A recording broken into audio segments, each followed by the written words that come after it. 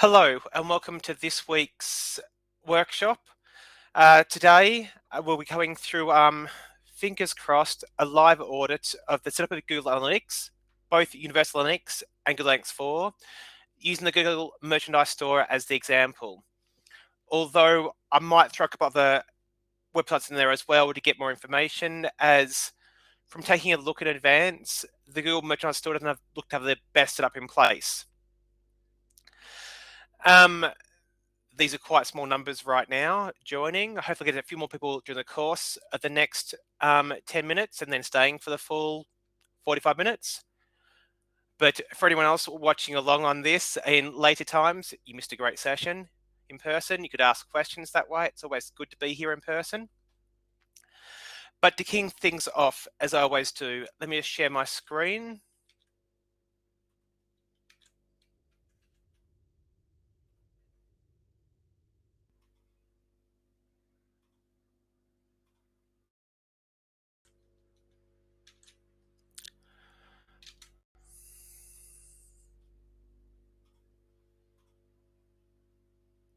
So, g'day.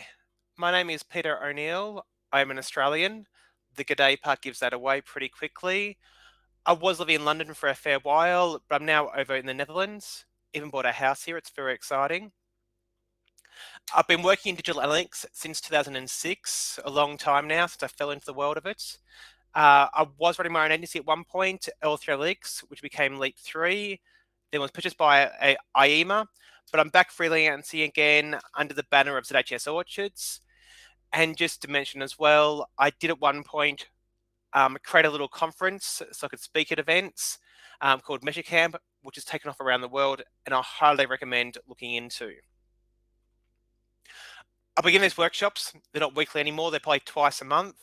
I don't think my ideas actually translate that well to blog posts. They're definitely not a formal course. They too scatter around different topics. So trying to share the ideas this way instead, get some recordings, create some content. For everyone in Europe, this is your lunchtime. Hopefully, please eat some food. It's quite informal. So we've got some emojis at the bottom of the screen, your bottom right of your screen, where you can give me a thumbs up, a bit of applause, or just act very quizzical. Please ask questions. You've got a Q&A feature. Drop your questions in there, preferably. If you would like to come up on stage and chat in person, ask your questions in person, please raise your hand and I'll bring you up on stage. You can use the general chat as well to say hello or to ask questions. I don't follow it quite as carefully though. This session will be very practical. It's how I do my audit process for e-commerce websites. We'll see how it works doing it live. And I'm here to try and share my ideas, my knowledge, get some feedback. Tell me please what works, what doesn't work. And if anyone's interested then from doing this themselves, getting some help with this themselves for a client's website or their own website, please get in touch. But so today we're going to audit the Google Merchandise Store. But to audit something, you have to do a comparison. And what I'm comparing against is what I define as the core setup of Google Analytics for any e-commerce website. And by core, I mean it's the macro conversion actions and what I think is critical information. There'll be some websites out there with a very good setup done by someone else who have a different definition of core. So it's a bit of a biased audit in a way. But to me, these are still basic things everyone should have in place. And whether you've got a basic setup and you want to know how to do it properly, or you've got a very good setup and want to know if you're missing anything, this is definitely still worthwhile. The output I want to see from this, what I want to get as a result. My biggest thing, every retailer has this same funnel in common. People visit websites, they're shopping on the website, as opposed to looking for careers, reading a blog post, checking previous orders. They find products they want to look at in more detail, create baskets, commence the checkout process, and then place an order. And so you must have a number for each of these 6 stages. That's critical for me.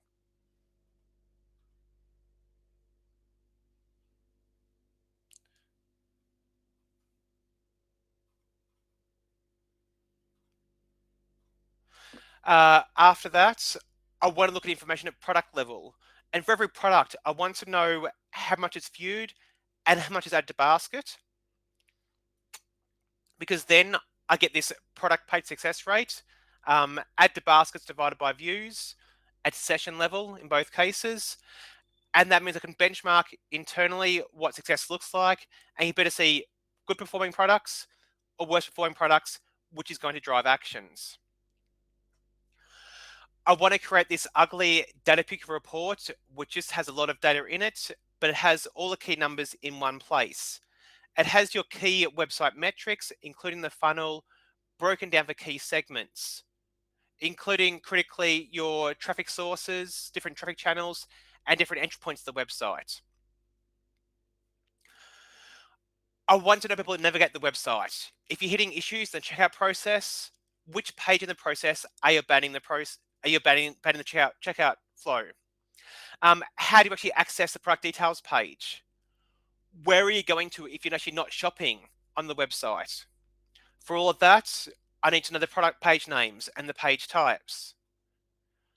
And of course, we want to know how your marketing spend's performing, what's working, what's not working. So we must have those campaign details being tracked at a top level, what channel it belongs to, tracking it all, and also the detail down to different individual campaigns and more granular than that still. Matching success, however you define it, for each campaign.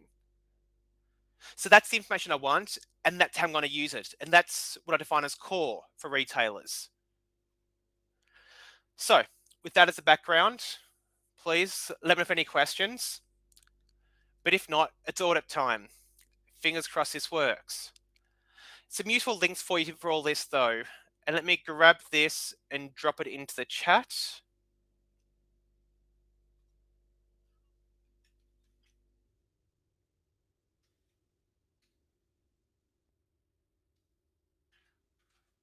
What we have here, the website I'm using is the Google Merchandise Store. I'll mention it later on. There's two versions of the Merchandise Store, one for the US and Canada and one for the rest of the world. You can get asked which one to go to if you go to just www.googlemerchandisestore.com. And here's the one for the USA and Canada. The reason we're going there rather than Europe, where I'm based, is because that's the one which is the demo account in GA. To get access to demo accounts, this is the link to go through. You'll find a link there. You click on that, add it to your login, so you actually can view these demo accounts yourself. My e-commerce audit is a Google Docs spreadsheet. If you click there, check out the audit document, create a copy for yourself, you then use going forward. And for auditing purposes, we have to see what tags are fired as they're being fired by different websites. The tool I use myself for this is Data Slayer, a Chrome extension. I just don't know how to use it. It's quite straightforward, quite easy. Also going to mention though GTM GA debug, which I wish I used. A friend, David Vazil, I can't remember his surname now. David created it. He's a brilliant man. It's a brilliant tool. I would like to use it, but I'm just more familiar with Data Slayer, hence I'm sort of sticking with what I know. But please do grab these tools, these links, so you actually can follow along while going through this audit. Any questions, please, before I start? Are these links working for you if you're trying to download them? Do you understand the purpose of what we're trying to do here? Stop sharing that, and I start sharing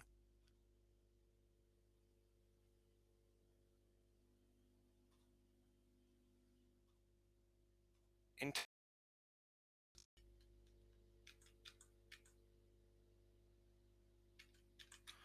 and we can now get into it. So this here, this is the audit document I was talking to you about. It's for e-commerce. You got a link there to the blog post it's based on. There's a version there for Universal Analytics and for GA4, both GA tools, and we'll be going through both today. Please do quickly make a copy and use that.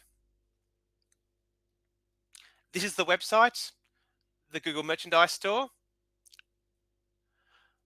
I've got here Data Slayer open, lower in the screen. As you can see, it's being fired. Data Slayer, though, actually, this website has a lot of different GA tags on it from different accounts. Let me just grab something in case you're following along very carefully.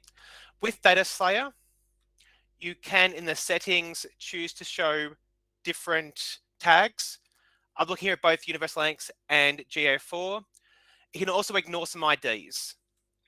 If you want to ignore all the non-demo accounts on here, please copy and paste that very long list into the screen, and you'll get just the demo accounts only.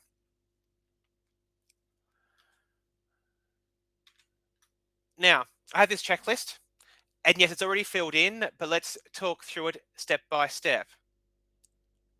So, the first thing I want to know is campaign tracking used within each channel. Now, to do this properly, it's for a website or business that you actually already own. And what I want to do with that is actually just list out every channel you work within. Paid search, Google, paid search, other or Bing or anything else. Display, affiliates, paid social, email, etc. Then ideally, you find an example of each and you click on it and you look at the link and look if it has the UTM codes.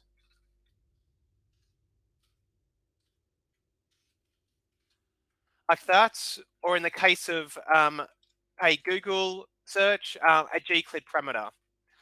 That's one way of doing it, and probably the best way of doing it. Know in advance what the channels are, and make sure each one is being tagged. There's a couple of backup options you look at in the data itself. And let's have a look now at GA demo account. If I can find the right screen, here we are. This is the Universal Analytics one. Into acquisition and looking at channels. Now with this, very quickly I can see that actually 98% of traffic is recorded as direct. That does not sound right. There's a bug here somewhere. So at this level of audit, all I'm going to say is that appears to be wrong. We'll look into why in more detail later on. But the whole point here of the audit is to find out what's right, what's wrong, not necessarily to find solutions immediately. That's the next stage after this. So moving on, is the GA page tag on all pages? It's sort of hard to know. You're looking for the unknown. The best way of doing it is to have access to a tool like Observe Point. Paid solution, ask for a free trial, put down the URL for this, and let that crawl the website and look at all pages and tell you, is the page tag on all pages? That's definitely the best solution. Otherwise, what I do is to click through and view a few different pages.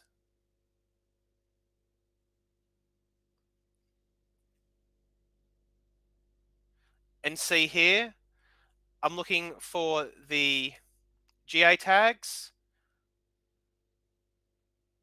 I just stripped them all out, but I obviously missed one or two. I think it's that one there is what I'm looking at. Let me just confirm this.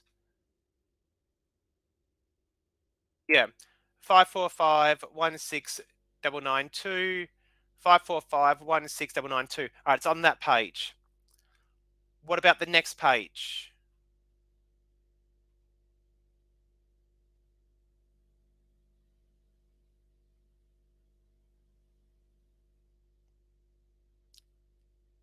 This is where a fast website definitely helps.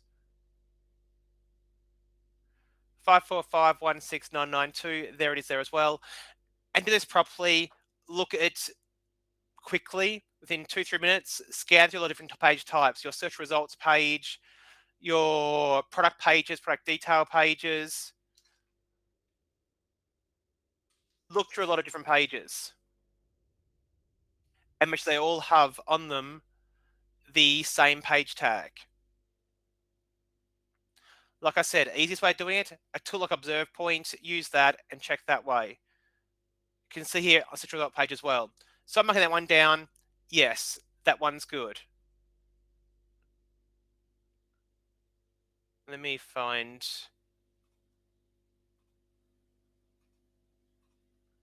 There. Are there any virtual pages? This is tricky as well. And the reason this is important is because if there's a one-page checkout, then you want to make sure you're still capturing a view for every page with that one-page checkout. That's important because if you're looking at this process here, and this is one page only, you want to know personal details, delivery details, card details, and so on, where people are dropping out in the process. To do that, if you trigger a page view, the same GA page view tag on all the virtual pages as well. Checking on the website, there is no virtual pages in the checkout process, at least I could see. But there is, if it works there, no.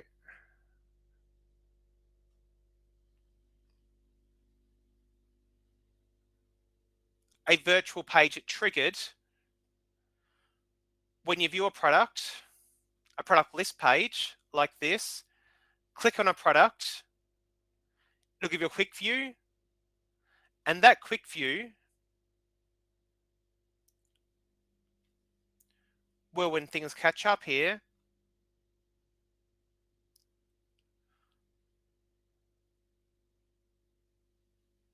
there we go, also trigger a page view, just like anything else. So apparently in the eyes of Google, this is a page. Now in this case, I'd actually disagree. That to me is an event, not a page view. That's the logic they've used. But commenting that down, they're triggering this on quick view. Next point, does it have user-friendly page names? Now, the best way of checking for this quickly is, first of all, are there any manual page names in use? For this, we can see no, it's picking up the URL only. Is the URL user-friendly? Google redesign apparel men's. Well, it's a men's product list page in the apparel section. That's not too bad, but it's not great. A cheat here is to extract out a list of all page names. Look at that, then sort of alphabetical order. What we can see here are all the product list pages and the product pages combined. The accessories of product list page, accessories Android iconic 4 in decal is a product page. Now, Google redesign, totally meaningless. So not user-friendly on that point there. But the bigger problem is, how can you tell that page is a product list page and that one is not? You can't. So on that basis, given I can't differentiate between product pages and product list pages, this is not a user-friendly page names. They should be redone. You should be using manual page names here and labeling it. This is a product list page. That is a product page. That's a checkout page. And here's the name of that product list, name of that product, name of that checkout page. And that's why I put this down as a no here.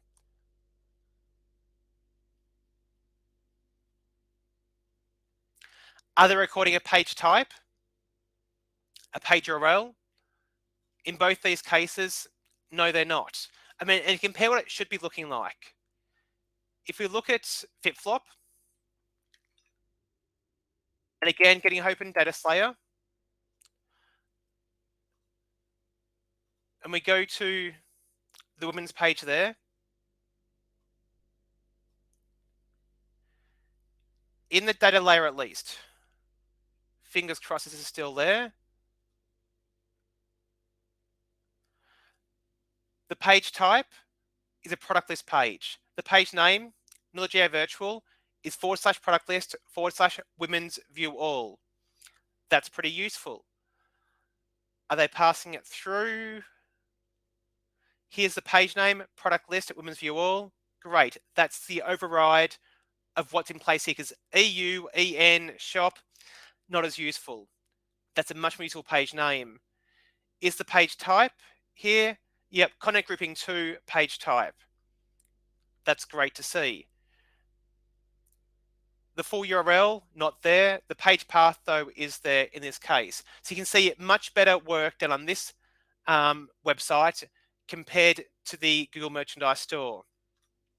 So again, we've got more no's coming through. And then you're going to see a lot of no's here. I put the call out on Twitter a while back saying, hey, Google, do you want some help with this? Let me know. I could actually put the tracking in place properly. No response, unfortunately, and this is a frustration. So I'd want to see as well, when you view a product, do you actually have the product name as well clearly laid out? So let's look at the view product page.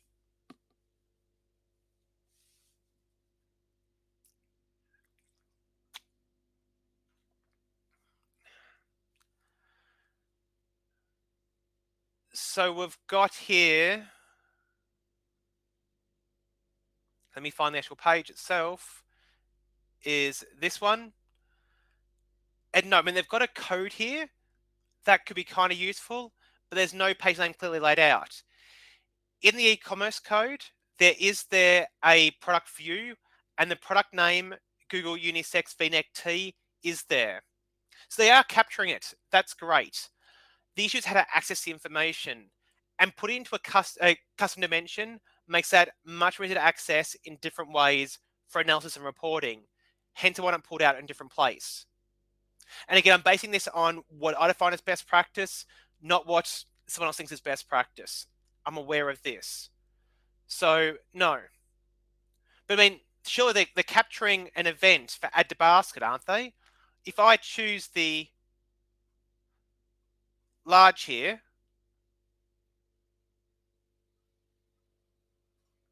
and I add this to cart, what's going to happen down here?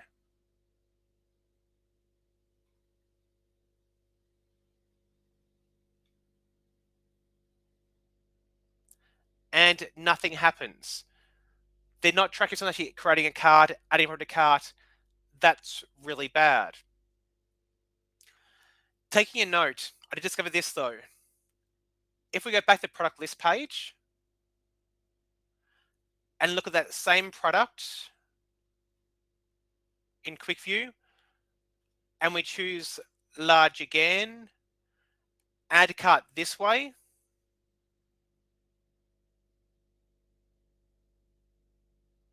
what we'll see actually is the add to cart suddenly appear. But note, add to cart is only in GA4, not in Universal Analytics. So at least they actually are capturing an add to cart action, but only on the product list pages, not the product details pages. Yelling at half the story, you can't do analysis properly, you can't improve your website properly. This is pretty poor.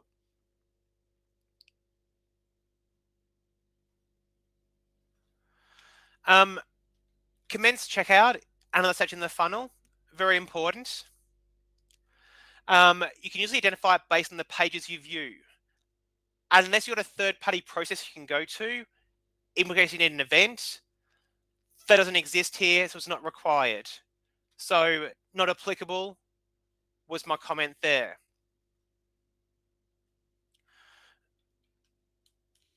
Given there's no add to basket event, they can't actually capture the product name they add to basket. Order from record as well. Let us know. Do you actually add things to basket from the product list pages or the product pages? That'd be good to know for the merchant store, giving you the two options. They don't capture that. Obviously, I mean, you can sort of look at it as to where the event was fired and get the idea, but it's not straightforward right in front of you. Other request here, information on transaction.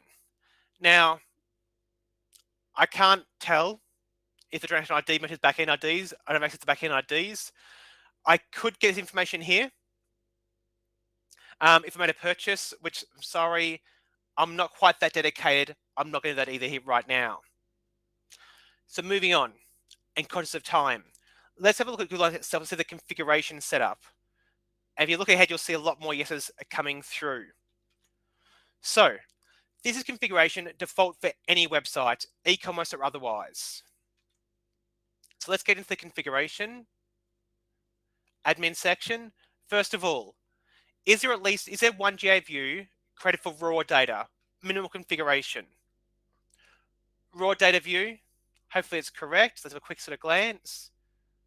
This is good to have for QA purposes, check the data quality. They do exclude the hits from known bots and spiders. That can be bad. They have made a couple of changes to it, which isn't great. You're not quite seeing the raw data. So yes, they've got it, but it's not really raw.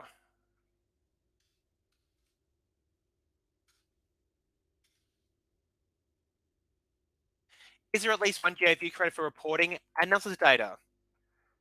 Yes, there is. A master view. Tick. Finally. Is the correct domain in place? View settings. Cool. Shop google.com, that's great. LA Thomas, where they're based, that's good as well. That's a time zone. Known bots and spiders, ticked. I've actually got here default page setting not in use, which is this one here. The reason I've got it as not in use being the positive thing is it causes more problem actually than it fixes. I have seen multiple setups where actually this has caused the logic to be broken. So please actually leave that one blank, control your page names manually. So that's actually bad to have it in place, in my opinion. Internal traffic excluded using view filters. Nope, there's no internal view there, so anyone internally going to the website will get tracked. Of course, for them, I'm hoping it's mostly Google people who buy Google merchandise. It'd be hard to exclude those people. Internal search enabled. Yes, based on keywords. Hope that's the right keyword to use, but it's enabled. And integrate with Search Console.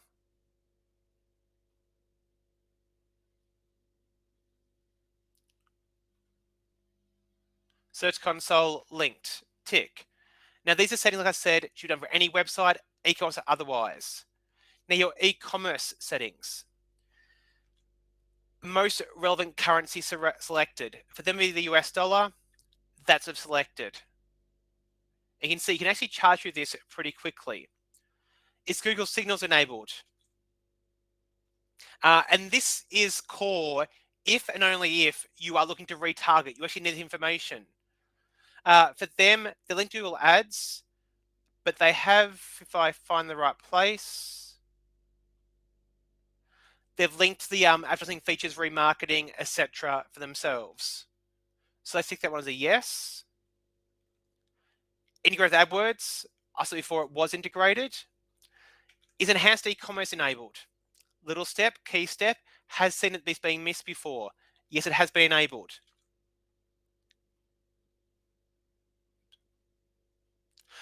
I don't actually use these checkout labels. I think the checkout process has got two different paths through it, hence why this isn't as useful for me.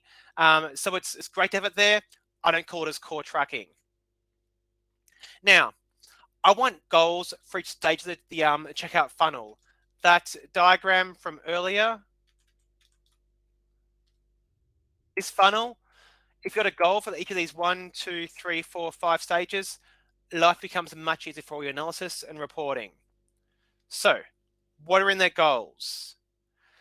They have goals which work, which are turned on for engaged users, pointless. Registrations, very good, not relevant here. Entered checkout, purchase completed. Cool. That's 2 of the 5 stages. So we've got 3 no's. Were you shopping on the website? Did you view a product? Did you create a basket? We know they can't do that. And actually, given the page names, they can't do this either. They got yes for the final 2. Is there a content grouping for page type? Well, they don't capture that, so there's no use doing this.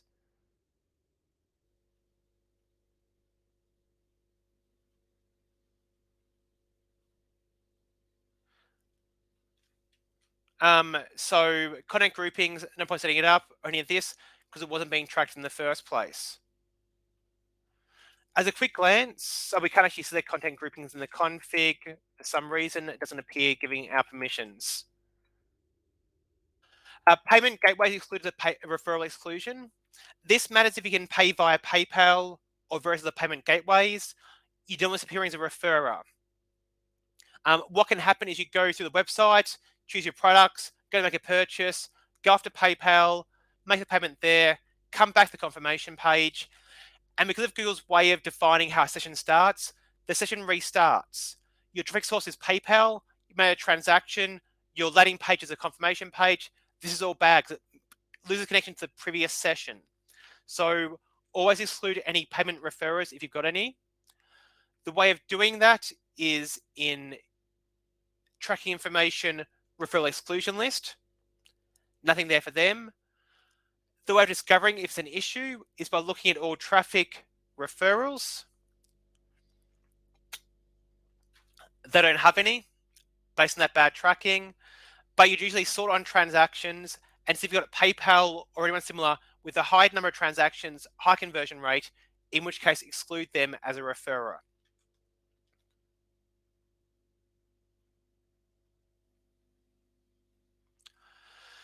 Not applicable in this case here. We can't say they've actually got any issues. Other things to check. Are your GA transactions within 5% of actual transactions? Now, this is to know, are you actually capturing your transactions data correctly?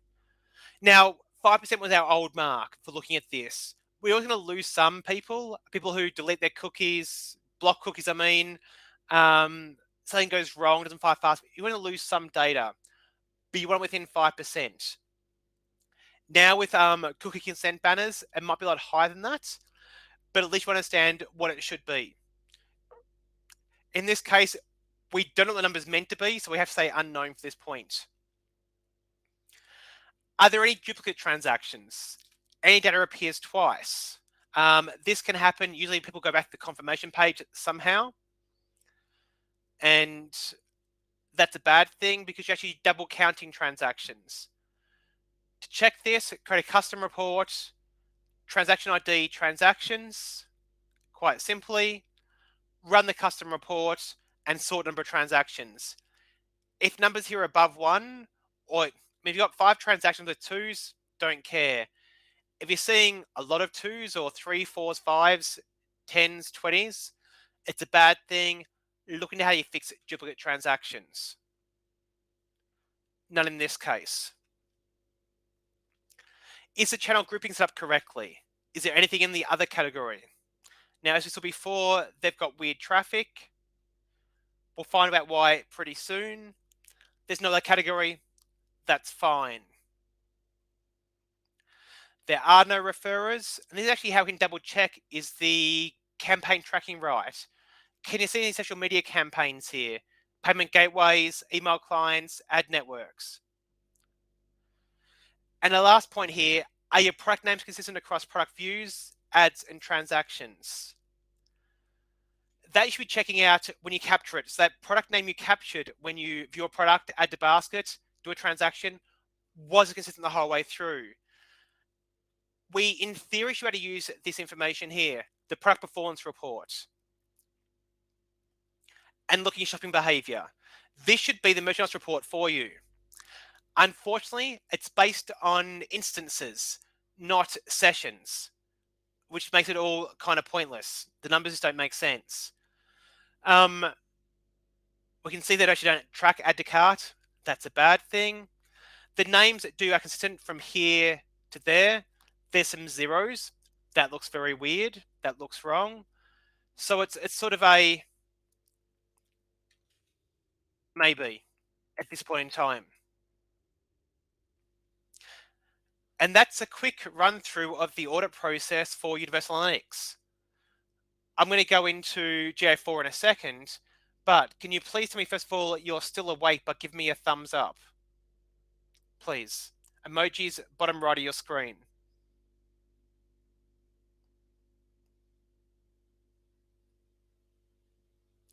Anyone who's still awake, please comment, thumbs up, do something. Hey, thank you, Tristan. Someone's still awake. Okay, are there any questions at this point? Anyone want to clarify? It's all work. This all makes sense. This process, it's quite a bit of a boring tedious one at times, but if you can go through it pretty quickly, you can find some interesting points for any agencies here. It's the best way of getting a prospect interested. You can tell whether things are broken. For your own website, you can see what you should do properly. Carry on. GA4. So for this one here, changing across to the next tab here and change within this next tab in this. GA4.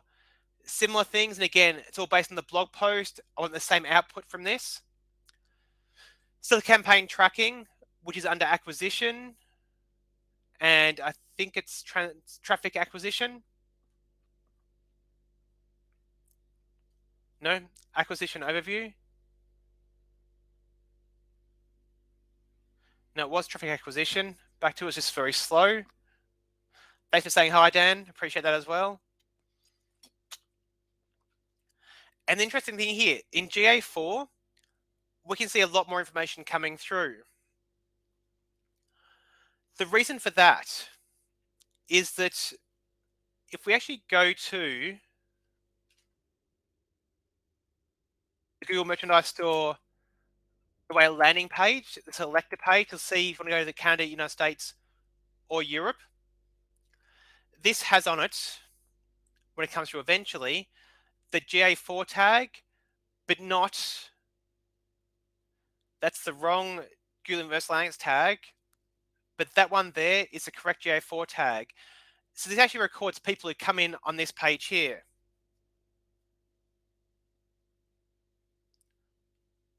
That actually looks like the right tag. Weird it's appearing now, wasn't appearing earlier.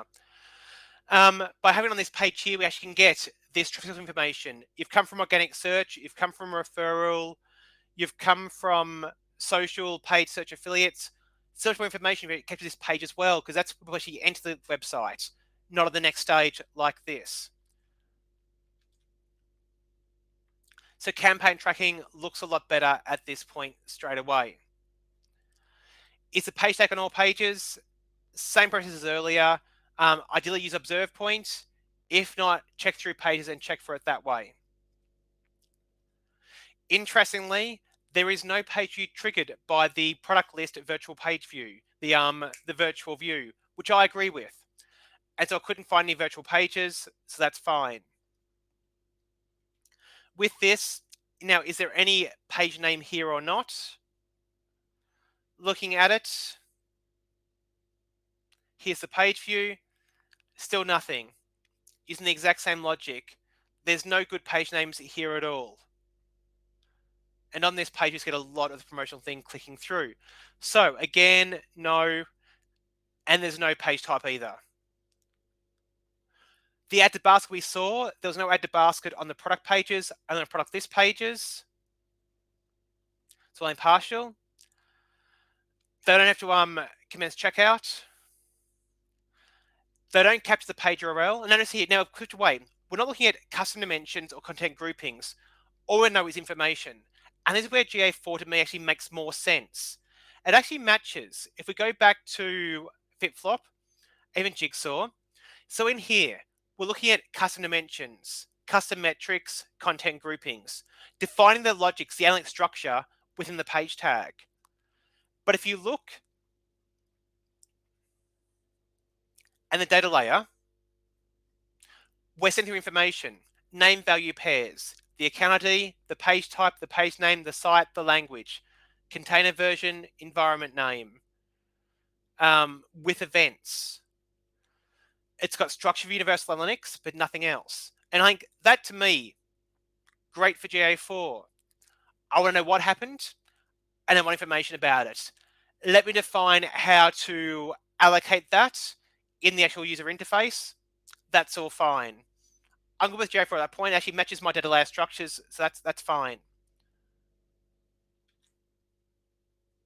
So with that, what I want to see is GA4 saying, and actually I can see this, I believe. Fingers crossed now. On my own website, you can see we've got here, in the content group, we've got the page type, homepage, also page name, page type, page URL, all there. Go to another page.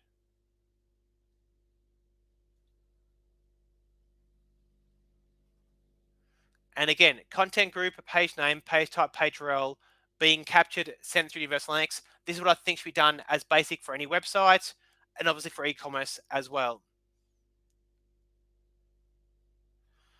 They only appear to have the one language, so that's not applicable in this case here. Do they identify e-commerce pages? No. Do they record a product name? Do they have e-commerce events?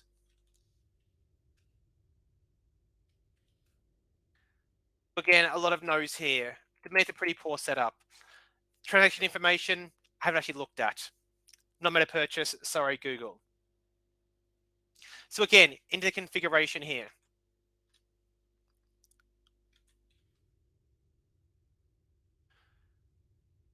Admin section. Time zone, property settings. Time zone, still LA. And jumping ahead a little bit, currency, US dollar. Let's tick off the time zone and the currency. In the data streams, the more information, getting through to it. We have got enhancing management clicked on. I think if they're going to give you information for free, why not take it? No work required. Possibly useless, but there's no work required. I can't see about site search. It's buried within these settings somewhere, and I can't remember where it is.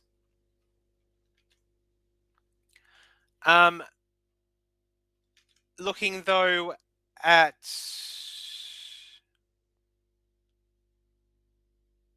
internal traffic, no IP set as it was with Universal Analytics. Referring domains in here, no payment gateways. Again, don't think relevant for them. And this one's interesting. Going back, data settings, data collection. Google itself has not enabled Google Signals. Do they not trust Google to use their information correctly? I wonder. But yeah, they actually haven't enabled Google Signals themselves.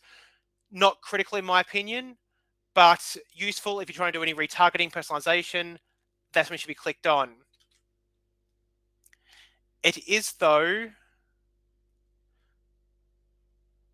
linked to Google Ads and linked to BigQuery. So yes. Now looking at the configuration itself, custom definitions, they have numerous custom dimensions here. Member level. Location referrer, title URL. Actually, I do have page URL. Brilliant. Let me actually tick that one to a yes. Let me double check things. Type, promotion name, search term, session content, keyword, shipping tier, tracking ID, all nice and good, but there is no page language, not relevant. And the information we're asking for, is it an e-commerce page? What's a product name on product view, add to basket, location, all not being tracked. Custom events then. Is there a custom event triggered for the information they're actually not capturing?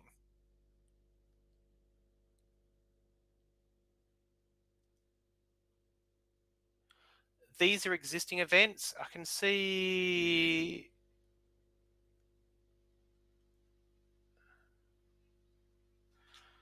there's a lists in admin. I'm sure I've seen it before.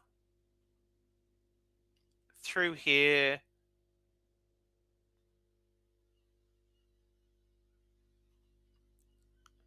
Here's their custom events. Only custom event actually they've got is registration complete. There are no custom events for viewing a product because you can't tell if you're a product or not without extra tagging. For viewing an e-commerce page, for commencing checkout process of viewing confirmation, no custom events there at all, which means looking at that funnel becomes very, very difficult. As they don't exist, there is no, actually, there's no conversion event for it, but there is flicking back and forth, live demos, always fun. In the custom events, conversions, market conversion event, begin checkout. That is a yes. First visit, not relevant here. Purchase is relevant. So we've got three things marked as conversions. So we've got yes and yes for these two here. A GA transactions within 5%, again, unknown. Two last things. Duplicate transactions, you actually can see in Explore. Probably should have named this, but you can create a free-form report with the rows of transaction IDs and the various transactions, and we can see in here if they're duplicate transactions. No, they're all ones. Brilliant. And our product name's consistent. So one final thing, on a positive note, back to reports. Monetization, e-commerce purchases.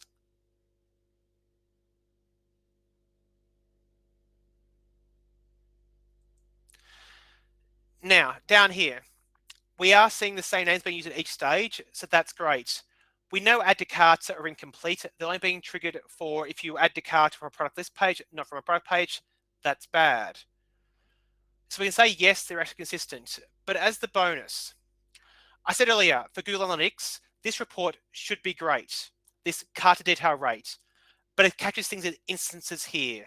And that means one person looking at the same product 10 times and a basket once is a 1 to 10% ratio. 10 people looking at the same product once each, one in that basket, also 10%. That result, 1 out of 10 people, 1 out of 1 person having the same 10%, that's why I can't trust these numbers. GA4, item views appears to be still instances. As to cart appears to be instances, but the cart to view rate is based on users. And while I prefer sessions, I'm happy to take this. And that means this number here is actually quite a useful number to look at for my merchandise report to see which products are under or overperforming compared to other products. Especially actually adding to add to basket properly, even better still. The problem is though, you can't filter on metrics. You can't say just show me all the products where the had a cart to view rate above 30% or below 10%. So it's actually not as useful to look through to actually use practically, but at least the numbers there, that's a big step forward for them, I think. You could probably recreate this in Google Data Studio, which is where you actually can start filtering on the metrics. We can see down here a couple of actually worst performing products, 17 to 18% compared to the usual in the 20s. I'm waiting to actually see if I can see one good product, but I can't see any of those. And like I said, I can't filter on it to look at just the products where it's above. I mean, 20%, that's pretty good. 29, so these products here, the bottles, outperform other products when they're being added to basket, having been viewed. That's what it's telling me quickly. So that's a quick audit process using this this audit checklist here for e-commerce websites, looking at both Universal Analytics and GA4, using a website with unfortunately a pretty poor setup, in my opinion. And does that mean we've got any questions? Does that all make sense? I mean, I assume you have to try it yourself to actually make it sense.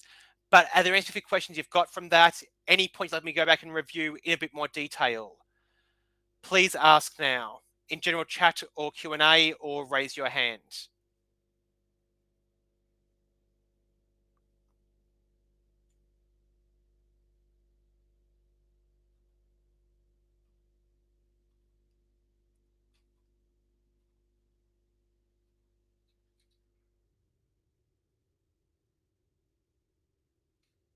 Thanks, Dan, for the feedback. Appreciate that. I mean, and for next time, in 2 weeks' time, two things to do. One is I keep on banging on about page naming conventions. I can actually do this. I'll use Google Merchandise Store or a different website. I could go back to the Belgium Volkswagen website, or literally give me a website and I'll work out what I believe the page naming convention to be for that website. That's one option. We can look through how you actually resolve discrepancies in conversion reporting when you got backout numbers and the GA numbers like you have for transactions, and go through that. Does anyone have any preference for 1, 2, or something different, or just leave it up to me? Thanks, Charlotte, for the feedback there as well. Good question. Is it possible to get GTM access to the Google Merchandising Store? I don't believe there's any demo accounts for GTM. Correct me if I'm wrong, anyone else, but I've never seen that.